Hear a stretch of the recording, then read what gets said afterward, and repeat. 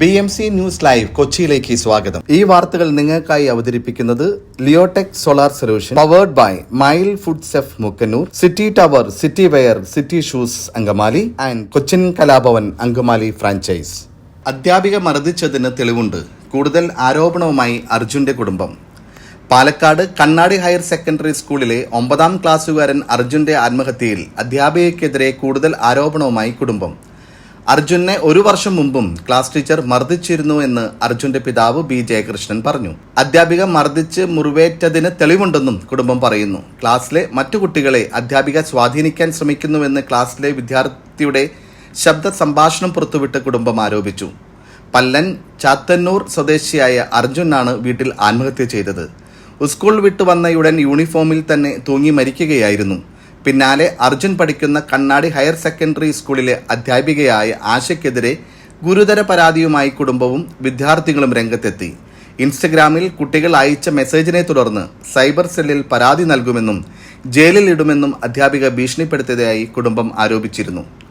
പിന്നാലെ കണ്ണാടി higher secondary സ്കൂളിലെ ഹെഡ്മാസ്റ്ററെയും ആരോപണ വിധേയായ അധ്യാപികയെയും സ്കൂൾ മാനേജ്മെന്റ് സസ്പെൻഡ് ചെയ്തിരുന്നു.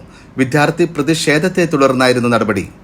അതേസമയം പാലക്കാട് HSS കണ്ണാടിയിലെ 9ാം ക്ലാസ് വിദ്യാർത്ഥിനിയെ ജീവനൊടുക്കിയ നിലയിൽ കണ്ടെത്തിയ സംഭവത്തിൽ വിശദമായി അന്വേഷണം നടത്തി റിപ്പോർട്ട് സമർപ്പിക്കാൻ വിദ്യാഭ്യാസ വകുപ്പ് മന്ത്രി വി ശിവൻകുട്ടി പൊതുവിദ്യാഭ്യാസ ഡയറക്ടർക്ക് നിർദ്ദേശം നൽകിയിരുന്നു. സംഭവത്തിൽ ആരോപണ വിധേയരായ അധ്യാപകർക്കെതിരെ അന്വേഷണ വിധേയമായി നടപടികൾ കൈക്കൊള്ളുവാൻ സ്കൂൾ മാനേജർക്ക് നിർദ്ദേശം നൽകാൻ പൊതുവിദ്യാഭ്യാസ ഡയറക്ടറെ ചുമതലപ്പെടുത്തിയിരുന്നു. ഗതാഗത മന്ത്രിയുടെ നിർദ്ദേശം പാലിച്ച് കൊച്ചിയിൽ എയർ ഹോണുകൾ റോഡ് റോളർ കയറ്റി തവിടുപൊടിയാക്കി. കൊച്ചിയിൽ ഗതാഗത നിയമം ലംഘിച്ച് എയർ ഹോണുകൾ ഘടിപ്പിച്ച വാഹനങ്ങൾക്കെതിരെ നടപടിയുമായി മോട്ടോർ വാഹന വകുപ്പ്.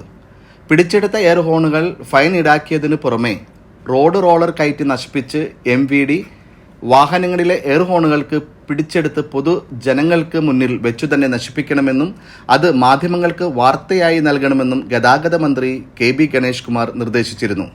ഇതിന്റെ ഭാഗമായിട്ടാണ് കൊച്ചിയിൽ 2ാം ഘട്ട നടപടിയായ എയർ ഹോണുകൾ നശിപ്പിക്കുന്നത്.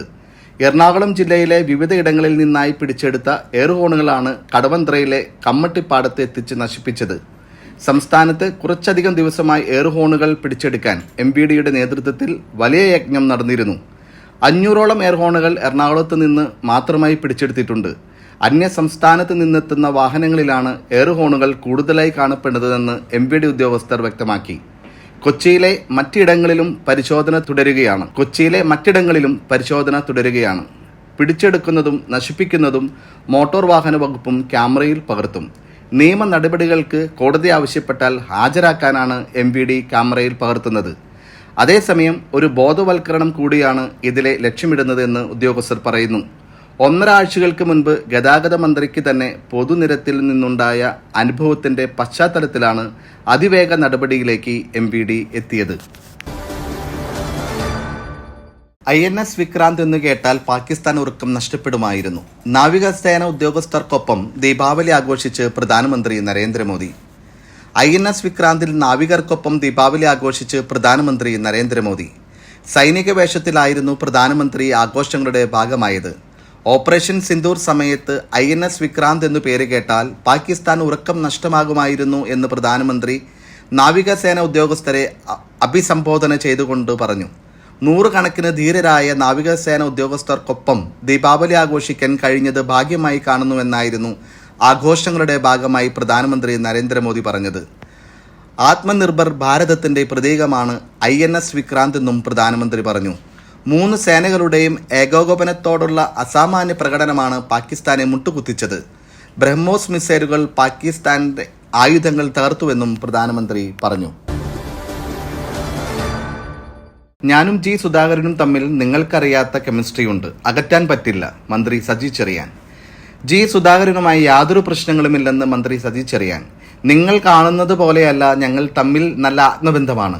നിങ്ങൾക്ക് അറിയാത്ത കെമിസ്ട്രിയുണ്ട് ഞാനും അദ്ദേഹവും തമ്മിൽ. നേരിൽ കണ്ടാൽ സംസാരിക്കും. അദ്ദേഹം എന്നെ ഊഷ്മളതയോടുകൂടി സ്വീകരിക്കുകയും ചെയ്യുമെന്ന് മന്ത്രി വ്യക്തമാക്കി. ഒറ്റക്കെട്ടായി തെരഞ്ഞെടുപ്പിനെ നേരിടാൻ ഒരുങ്ങുന്ന സമയത്താണിത്. സുധാകരൻ സഖാവിന് എന്തെങ്കിലും പ്രയാസങ്ങൾ ഉണ്ടായിട്ടുണ്ടെങ്കിൽ അതെല്ലാം ചോദിക്കും. ചില കാര്യങ്ങളെല്ലാം ഞങ്ങളുടെ ശ്രദ്ധയിൽപ്പെട്ടിട്ടുണ്ട്. പാർട്ടിയുടെ നേതൃനിരയിൽ നിന്നുകൊണ്ട് തന്നെ അദ്ദേഹം പ്രവർത്തിക്കും സതീഷ് ചെറിയാൻ കൂട്ടിച്ചേർത്തു. ജി സുധാകരൻ പാർട്ടിയിൽ നിന്ന് അകന്നു എന്നത് മാധ്യമ സൃഷ്ടിയാണ്. പ്രതിപക്ഷ പാർട്ടിയുടെ പരിപാടികളിൽ പങ്കെടുത്തതിൽ തെറ്റില്ല. കോൺഗ്രസിന്റെ സാഹിത്യ സമ്മേളനത്തിലാണ് അദ്ദേഹം പങ്കെടുത്തത്. സാംസ്കാരിക മേഖലയിൽ നല്ല അറിവുള്ള വ്യക്തിയാണ് അദ്ദേഹം. അതിൽ ഒരു തെറ്റും കാണുന്നില്ല. SDP-യുടെയും BJP-യുടെയും പരിപാടികളിൽ പങ്കെടുക്കരുതെന്നാണ് പാർട്ടി നിലപാട്. സുധാകരനുമായി മഞ്ഞുരുകാൻ മഞ്ഞില്ലല്ലോ. സുധാകരനെ കുറിച്ച് താൻ പറഞ്ഞ പ്രസ്താവന തെറ്റിദ്ധാരണ ഉണ്ടാക്കിയിട്ടുണ്ടെങ്കിൽ അത് പിൻവലിച്ചിട്ടുണ്ട്. വിമർശനങ്ങളിലൂടെ വളർന്നതാണ് ആലപ്പുഴയിലെ പാർട്ടിയെന്നും ജി സുധാകരന് വിമർശിക്കാനുള്ള അവകാശമുണ്ടെന്നും മന്ത്രി സതീഷ് ചെറിയാൻ വ്യക്തമാക്കി. PM ശ്രീ പദ്ധതിയുമായി ബന്ധപ്പെട്ട CPI നിലപാടിൽ തെറ്റില്ല. അർഹതപ്പെട്ട ഫണ്ട് വാങ്ങിയെടുക്കണമെന്നാണ് പൊതുനിലപാട്. TP രാമകൃഷ്ണൻ. PM ശ്രീ പദ്ധതി നടപ്പിലാക്കുന്നതുമായി ബന്ധപ്പെട്ട് മുന്നണിക്കുള്ളിൽ നിന്ന് എതിർപ്പുയരുന്ന ഘട്ടത്തിൽ വിശദീകരണവുമായി LDF convener TP Ramakrishnan. CPI നിലപാടിൽ തെറ്റില്ലെന്നും PM ശ്രീയുമായി ബന്ധപ്പെട്ട കേന്ദ്രത്തിന്റെ നയ സമീപനത്തോട് യോജിക്കാനാകില്ലെന്നും അദ്ദേഹം മാധ്യമങ്ങളോട് പറഞ്ഞു. എന്നാൽ കേരളത്തിന് അർഹതപ്പെട്ടത് വാങ്ങിയെടുക്കണമെന്നാണ് തങ്ങൾക്കിടയിലുള്ള പൊതുനിലപാട്. ഈ പൊതുനയത്തിൽ നിന്നുകൊണ്ട് വകുപ്പുകൾ തീരുമാനമെടുക്കാറുണ്ടെന്നും അദ്ദേഹം പറഞ്ഞു. SSK നടപ്പിലാക്കാൻ സാമ്പത്തിക സഹായം ആവശ്യമുള്ളതിനാൽ മറ്റ് മാർഗങ്ങളില്ലെന്നാണ് TP രാമകൃഷ്ണൻ വിശദീകരിക്കുന്നത്. കേന്ദ്ര സർക്കാർ നിബന്ധന വയ്ക്കുന്നതിനാലാകാം വിദ്യാഭ്യാസ വകുപ്പ് മന്ത്രി ഫണ്ട് ഉപയോഗിക്കുന്നതിനുള്ള നിലപാടെടുത്തത്. തമിഴ്നാട്ടിലെ അവസ്ഥയല്ല ഇവിടെ. PM ശ്രീയുമായി ബന്ധപ്പെട്ട കാര്യങ്ങൾ LDF വിശദമായി പരിശോധിക്കുമെന്നും സമരം ചെയ്യുമെന്ന് പറയുന്നത് പോലെ എളുപ്പമല്ല. SSK ജീവനക്കാർക്ക് ശമ്പളം ഉൾപ്പെടെ നൽകാനെന്നും അദ്ദേഹം വ്യക്തമാക്കി. പുട്ട് രുചികരമാവണമെങ്കിൽ മയിലിന്റെ പുട്ടുപൊടി തന്നെ വേണം. അതിന് ചെമ്പാപ്പുട്ടാണെങ്കിലും അങ്ങനെ തന്നെ. മയിൽ റൈസ് ആൻഡ് ഫുഡ് പ്രൊഡക്ട്സ്, ശ്രേഷ്ഠം സമ്പുഷ്ടം. പൊറോട്ടയും ബീഫും നിലപാടിൽ ഉറച്ചു നിൽക്കുന്നു. വിവാദ പ്രസ്താവനയിൽ ഉറച്ച് NK പ്രേമചന്ദ്രൻ. ശബരിമല യുവതി പ്രവേശന വിവാദ പ്രസ്താവനയിൽ ഉറച്ച് NK പ്രേമചന്ദ്രൻ MP. മല ചവിട്ടാൻ എത്തും മുൻപ് ബിന്ദു അമ്മിണിക്കും കനകദുർഗയ്ക്കും പോലീസ് പൊറോട്ടയും ബീഫും വാങ്ങി നൽകിയെന്ന പരാമർശം പ്രേമചന്ദ്രൻ ആവർത്തിച്ചു. ആധികാരികമായ വിവരങ്ങളുടെ അടിസ്ഥാനത്തിലാണ് പരാമർശമെന്ന് വിശദീകരണം. പന്തളത്ത് UDF സംഘടിപ്പിച്ച വിശ്വാസ സംരക്ഷണ യാത്രയുടെ സമാപന സമ്മേളനത്തിലായിരുന്നു NK പ്രേമചന്ദ്രന്റെ വിവാദ പരാമർശം. ബിന്ദു അമ്മിണിയമ്മയും രഹന ഫാത്തിമയും ഉൾപ്പെടെയുള്ളവരെ മല ചവിട്ടാനെത്തിച്ചത് പൊറോട്ടയും ബീഫും വാങ്ങി നൽകിയ ശേഷമായിരുന്നു. ആരും കാണാതെ പോലീസ് വാനിൽ കടത്തിക്കൊണ്ടുവന്നത് പമ്പയിലെത്തിച്ചത് മുഖ്യമന്ത്രി പിണറായി വിജയന്റെ ആഭ്യന്തര വകുപ്പാണ് ഇതിന് നേതൃത്വം നൽകിയെന്നാണ് അദ്ദേഹം പറഞ്ഞത്. പ്രസംഗത്തിനിടെ ഇടത് സൈബർ ഹാൻഡിലുകളിൽ വലിയ വിമർശനം പ്രതിഷേധവും ഉയരുന്നു.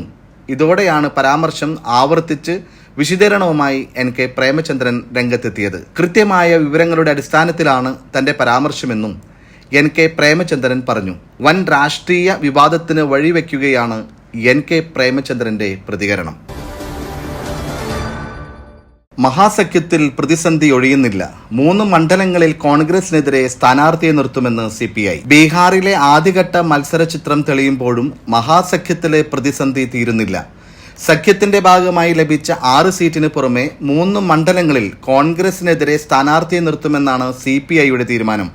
ഇത് പാർട്ടി നിലപാടാണെന്നും ഇതിൽ നിന്ന് പിന്നോട്ടില്ലെന്നും CPI ബീഹാർ സെക്രട്ടറി രാം നരേഷ് പാണ്ഡെ മാധ്യമങ്ങളോട് പറഞ്ഞു. ബൻസ്വാര മണ്ഡലം CPIയുടെ ഉറച്ച കോട്ടയായതിനാൽ ഈ സീറ്റിൽ ഉൾപ്പെടെ 9 ഇടങ്ങളിൽ മത്സരിക്കുമെന്നാണ് CPI ബീഹാർ സെക്രട്ടറി പറയുന്നത്. 3 മണ്ഡലങ്ങളിൽ കോൺഗ്രസുമായി സൗഹൃദ മത്സരമായിരിക്കും.